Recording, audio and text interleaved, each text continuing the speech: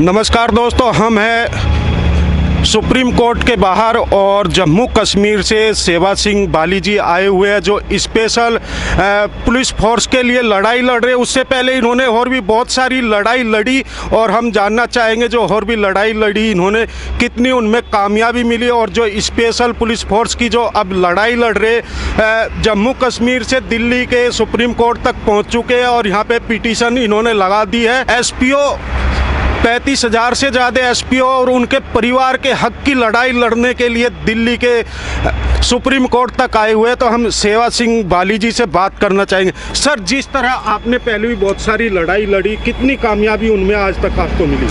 सबसे पहले मैं आपके चैनल जो अरखबर चैनल है, मैं आपका भी धन्यवाद करना चाहूँगा, क्योंकि ये जो एसपीओज़ की लड़ाई जो मैं लड़ रहा हूँ, ये मैं लड़ाई नहीं मानता हूँ, न मैं उनको कोई डिमांड मानता हूँ।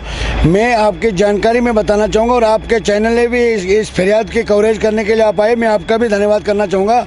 और मैं बताना चाहूँगा कि जम्मू कश्मीर के जो एसपीओज़ के साथ हमारे 35,000 एसपीओज़ भाई और बहनें हैं वहाँ पर, जिसमें जम्मू कश्मीर, लद्दाख और हिमाचल प्रदेश के जो हमारे एसपीओज़ भाई हैं, उनके साथ मेरा ये मानना है कि मैं कहता हूँ कि एक अंग्रेज़ों के दौर का जो ज़माना है उससे भी बढ़कर उनके साथ नाइंसाफ़ी की गई है। तो मैंने पिछले 6 साल 7 साल से मैं उनकी आवाज़ को बन के काम कर रहा हूँ और पूरे दिल से उनका काम कर रहा हूँ। बड़े अफसोस के साथ मुझे कहना पड़ता है, मैं आपके इस चैनल के माध्यम से प्राइम मिनिस्टर ऑफ इंडिया और होम मिनिस्टर ऑफ इंडिया का धन्यवाद भी करना चाहूँगा, क्योंकि उन्होंने हमारे इस फरियाद के ऊपर वक्तन फ़क्तन कार्रवाई भी की।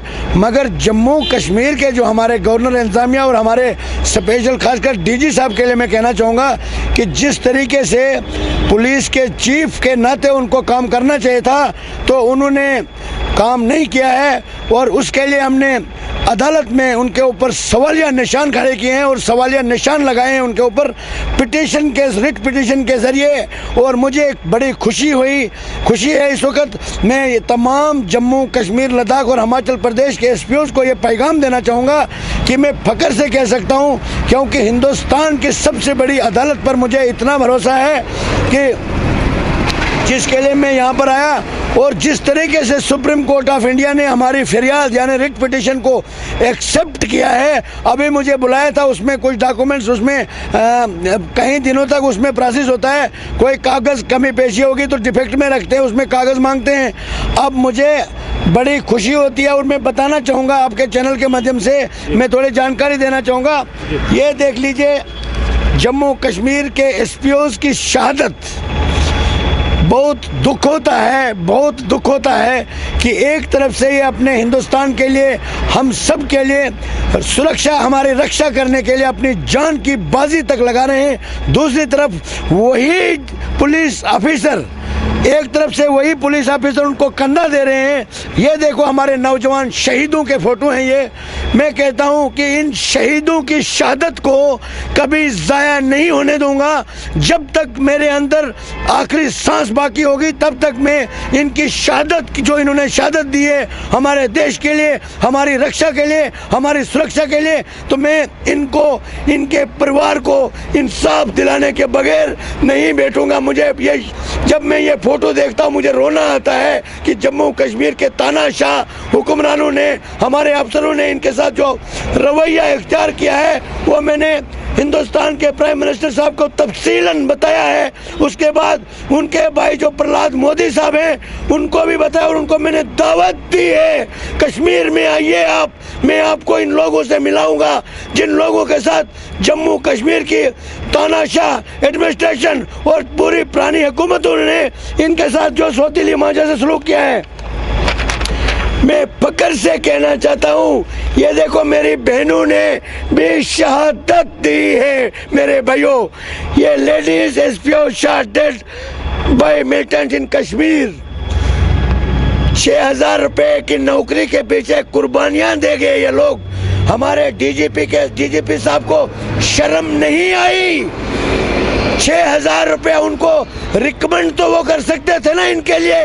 हमने बार बार प्राइम मिनिस्टर से रिक्वेस्ट की थी और प्राइम मिनिस्टर साहब का मैं थैंक्स करना चाहूँगा। उन्होंने यहाँ से लिखने के बाद भी उन्होंने उनकी उस वक्त तो हम रेगुलर पॉलिसी और मिनिमम वेजेस एक्ट इम्प्लीमेंट करने के लिए उनसे गुहार लगाई।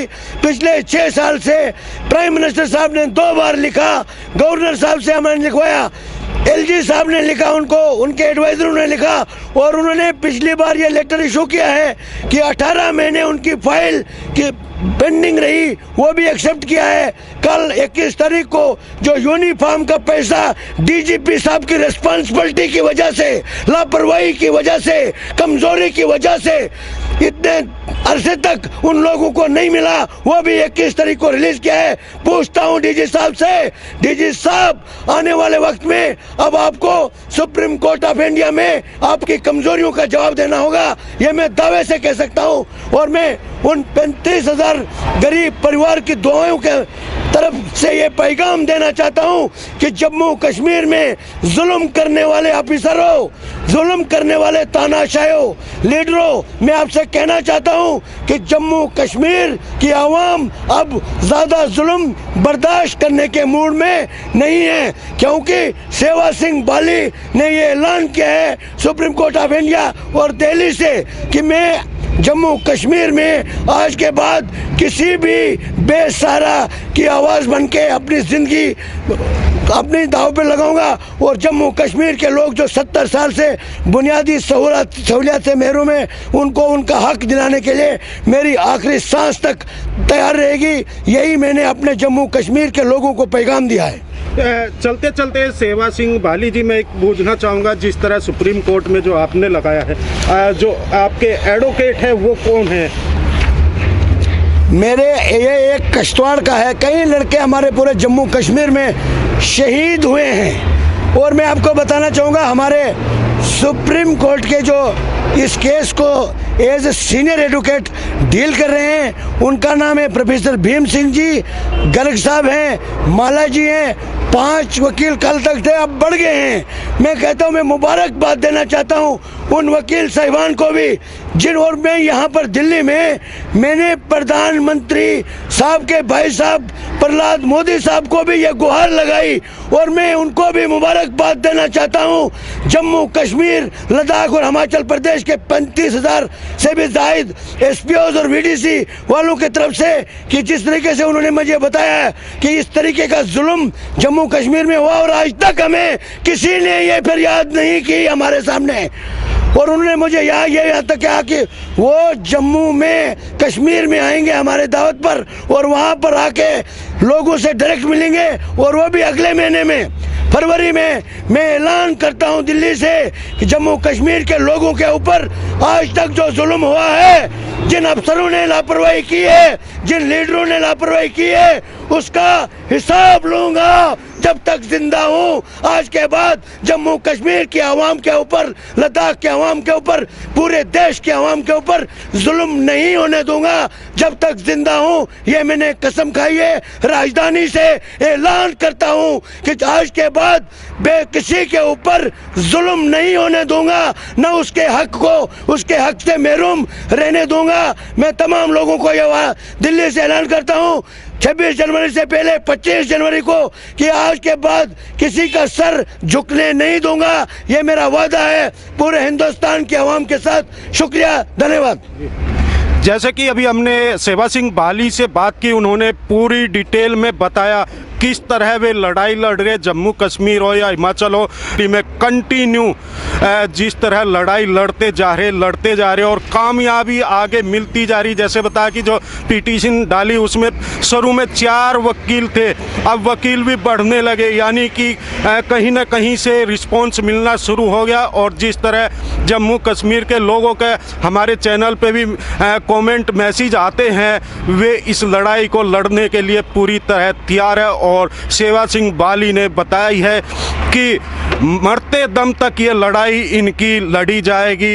ये हम आपको बुक दिखा रहे हैं, मुबारकबाद के लिए ये आप देख सकते हैं जो एसपीओ के जवान हैं इस किताब में। और ये मैंने नए साल के लिए ये एक मैगजीन निकाली सेवा सिंह बाली जी ने, और उनको शुभकामनाएं दी। किस तरह वे अपनी जान को देखते हुए सीमा पे डटे रहते हैं, गोली खाते हैं। जैसे कि हम कहते हैं जी भाई गोली खाते नहीं, वहाँ पे एसपीओ भी ऐसे ही सीना तान के खड़ा रहता है और गोली खाता है, उनकी बराबर में हर वक्त रहता है, 24 घंटे ड्यूटी करता है। मगर अफसोस की बात है कि उनको सिर्फ 6,000 रुपये सैलरी, अगर किसी एसपीओ की मृत्यु हो जाती है उसको 2 लाख रुपए, और कोई पुलिसकर्मी मरता है उसको 70 लाख रुपए।